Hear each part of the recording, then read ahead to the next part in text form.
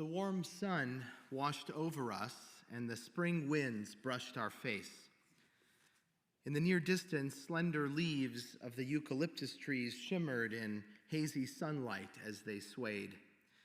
From amidst the damp and reddish soil sprouted all sorts of green grasses, small wild flowers of different kinds, and in bunches of 2 or 3 or 4 scattered about as far as the eye could see, the unmistakable desert anemones, the red kalaniot that blanketed the fields and rolling hills. In spring, this part of Israel is lovingly called Darom Adom, the red south, because the poppy-like red anemone, those flowers, they blanket the entire region after the winter's rains touch their roots. But this spring, as I traveled alongside fellow camp directors on a Foundation for Jewish Camp-sponsored Israel trip, spring didn't feel like the spring that I know. The land looked the same, bountiful, beautiful, warm, flowing with milk and honey, just as the Torah says. But in our hearts we could sense the trembling beneath, a land and its peoples profaned by the seemingly unstoppable cancers of terrorism, of evil and war. As the Israelis we met explained to us time and again, this spring is an October 7th spring.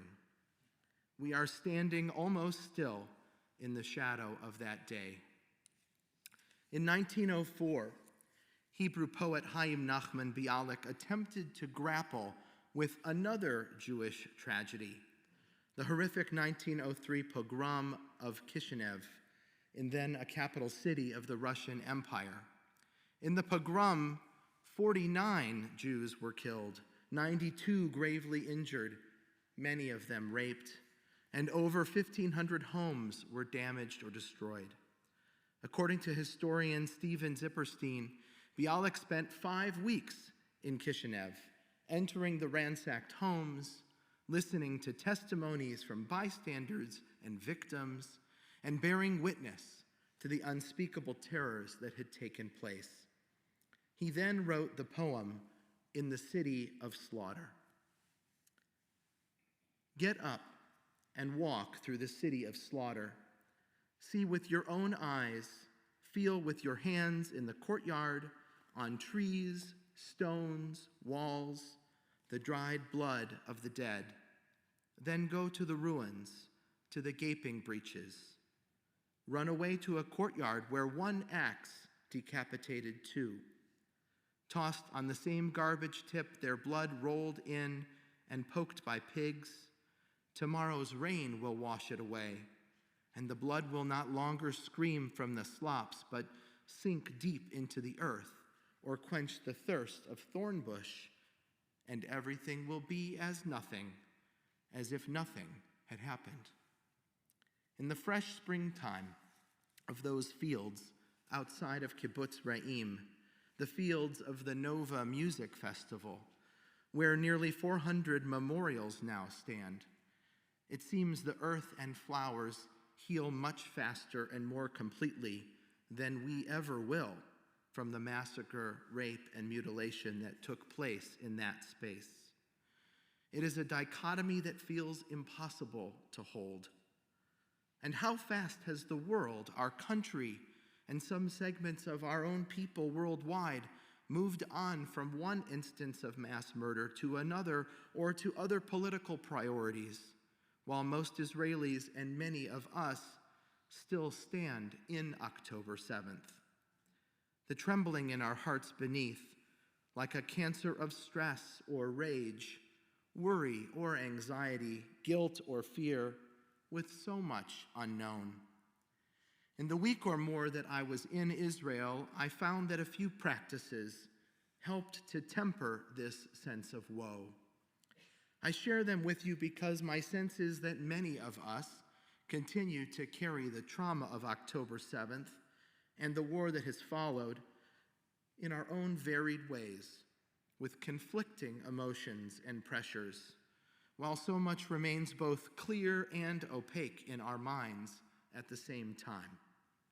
The first practice, listening, deep listening. The purpose of our delegation was to be in Israel and attempt to understand the October 7th reality.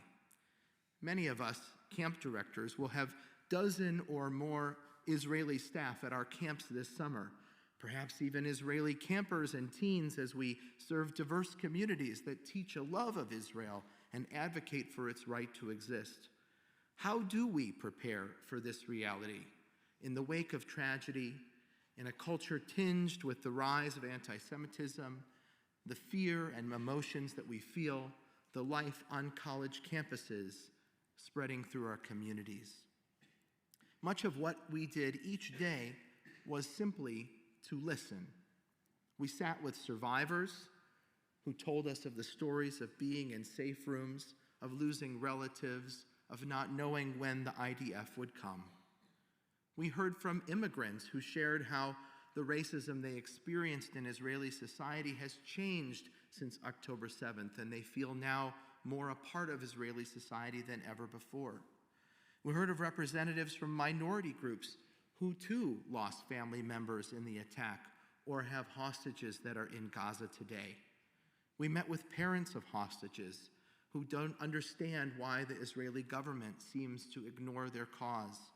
We met with Muslims, with other Jews, and most importantly, we spent time listening to one another. Even in our own group of 25 camp directors, a diversity of opinions exist. We struggled in particular in our group with those in our community who felt it imperative that we go and tour the destroyed kibbutzim, and others who felt that that was an invasion of privacy in people's homes and communities that they did not so desire. I found that in this experience, my ability, my learning to be able to listen without immediately responding was one of the most powerful tools for personal growth and for developing spiritual strength. I found that it gave me a sense of sanity. Perhaps it was being in a country where Hebrew is not my first language. I was able to listen without just responding. I was able to observe and be, for a time, an outsider. In this week's Torah portion, Parshat Tzav, God describes several of the sacrifices that Aaron and his sons must perform, emphasizing each time that the holiness of the sacrificial altar and the fire that consumes the offerings is sacrosanct. Anything that touches it shall become holy, the text reads. And the Torah continues to set up an immense sense of power that this altar and its fire is seemingly connected with God's presence. It has the ability to come forward and consume all that is there in the offering, leaving the people standing in awe. Yet in next week's reading, just a few chapters later, Aaron's sons, Nadav and Avihu, create their own version of this fire against God's directions. The fire comes forth and consumes them. In the wake of the tragedy, Aaron is shocked and grieving, a father who lost his sons in God's service. Aaron can only respond in silence. Moses attempts to comfort Aaron, saying, "This exemplifies what God is meant by saying that those nearest to me I show myself holy and gain glory before all the people." One interpretation of Moses' words by Rashi's read was that Aaron's sons were taken because they had been lifted up as God's honored examples. They had been taken by God for a greater purpose and a greater stature. In other words, Aaron, buddy, they're in a better place now. Aaron responds in silence. How many times have we been to a shiva, maybe sitting shiva ourselves, or around the mourners in that circle, and a visitor tries but says something cliche that does more harm than good? We know how hard it is to say the right words and follow the proper social constructs when visiting the house of a mourner, all the more so when death has been particularly tragic. What our tradition teaches is that what you say at a Shiva isn't the point. What actually matters is being there, holding space for the bereaved to share their stories. The value of Shiva is togetherness and the community that brings support. Israel is sitting Shiva. For Aaron, the mourner, responding in silence is responding in a place of strength. It's not a time for argument, for him to debate Moses' failed attempt at comfort, and that wouldn't help the situation anyways. When Aaron is ready to talk, he will. In Israel, the practice of listening to the other from a place of openness and interest and curiosity to seek understanding served a similar purpose for me and for our community on the trip. It narrowed the gap between people with vastly different experiences and opinions. For example, I remember feeling, who am I to be sitting across from a hostage's family member and hearing their story? I'm Jewish, I love the state of Israel, but I'm an outsider in this moment. I can't even begin to comprehend or understand what they must be going through, what life has been like for them in these months. How do I hear a different viewpoint from my own and disagree with what's taking place? The sense of being an outsider in a homeland was difficult to have, and the silence around me and the silence within myself allowed me to notice the emotions that I was experiencing and identify a shared sense of mourning and capacity for healing around us. Silence can help heal. The second practice that I found helpful was prayer.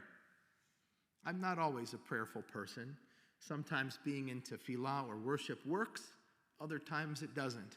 Sometimes we come into the chapel from a busy week and we can't get work or family or whatever's going on out of our heads. The service just doesn't work for us. But other weeks we find a place of quiet, a place of solace, a place of spirituality, maybe inspired by the words on the page or the words of our heart. Maybe our sense of God aligns with what's in the text or it doesn't. But prayer can find a place for healing and comfort. When I was there, I stayed close to the Kikar HaChatufim. In Tel Aviv, this is the square that's outside of the Tel Aviv Art Museum. It's been transformed since October 7th as a place for all of the hostages' families to gather, and has become a central gathering point of protests, of prayers, of vigils, of concerts, of all sorts of expression of spirituality of different kinds. Even in Tel Aviv, the heart of secular Israel, on Friday afternoons at the Kikar, they gather for Kabbalat Shabbat. Some of the songs they sing are traditional psalms from our prayer book, others folk songs from Israelis artists over the years, sometimes poetry, sometimes anger, but deep spirituality is expressed at that Kikar. I found myself drawn to that place day after day, going there in the morning on my way to the meetings that I had that day, stopping by to walk through and just think and just be. Coming back on my way in the afternoon, placing my hand on the mock-up of the tunnel that they have there.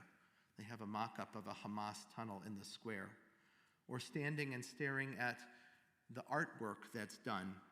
For many of the families, each hostage has an area of art installation that represents something about their lives or their interests. There's even an area of art where small metal red flowers, like those in the desert, stand for each of the hostages, the metal of the flowers coming from found Hamas rockets in the desert. I found this place of community to be deeply meaningful and prayerful and spiritual in a way that we don't always find in our synagogues or homes or Shabbat tables. But the practice of going there, the practice of physically walking and entering into prayer became a place of healing, became a place of familiarity, became a place of comfort. And the sense of culture that brings us from outside to in. I was standing at that square on a Saturday evening, and they had a music going on. Actually, a religious community was there singing Tehillim, singing psalms. And then soon after, Another person got up on the stage and began to sing the song Lu Yahi. We know it very much so in our communities. I even knew the words. All of a sudden, as an outsider, I became transformed to being one of many singing along as an insider in the community of Israel. As we meditate on these difficult themes, the practice of seeing the other, of hearing their perspective, of not knowing how it will make us feel, I suggest that we bear this burden of October 7th, of standing in the shadow of this day through our own practices of listening, through our own ways of prayer and meditation, perhaps in small ways in the morning when we rise, of coming to the synagogue on Shabbat evening, of being around the table and offering perhaps just a moment of silence for prayer and for reflection. It allows us to focus in on the core values that we know and hold true, like the value of B'Tselem Elohim, that each of us is truly created in God's image. Imagine that idea immersing and filling up all of these gaps of anger and hatred that exist in the world.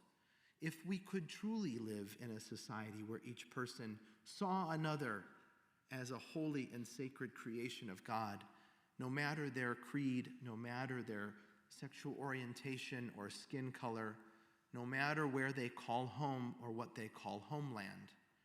That's a difficult task, but one we must bear if we want to move forward from October 7th in some way.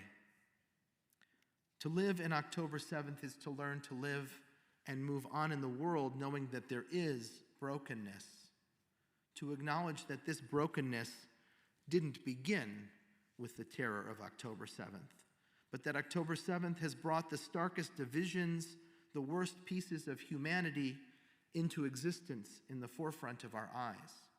It's brought to light the real evil that is possible in our hands.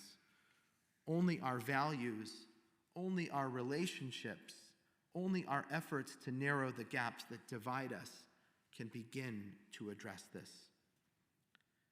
Contemporary Israeli poet Ron Rosenberg writes the poem, "To Be Israeli." To be Israeli is to be incongruent, like shattered glass, broken and sharp. To be Israeli is to be the victim and the abuser, the weak and the powerful, the dove and the bull. To be Israeli is to be the indigenous and the settler, rooted and uprooted, rooting and uprooting. To go back to Palestine like the Nazis chanted, only to go back to where you come from now. To be Israeli is to be where we come from, to have no other place, to have found refuge, finally. To be Israeli is to be community and abandonment, the subject of commentary, but unworthy to comment on the subject. To be left-wing but left out, our voice equal so long as equal lives are lost. To be Israeli is to be painted into a picture, or a post, or a tweet, a flat caricature without humanity. If we can be all these things, perhaps you can see that we are just glass fusing back together, transparent, multifaceted, fragile, and strong. May we know peace. Amen.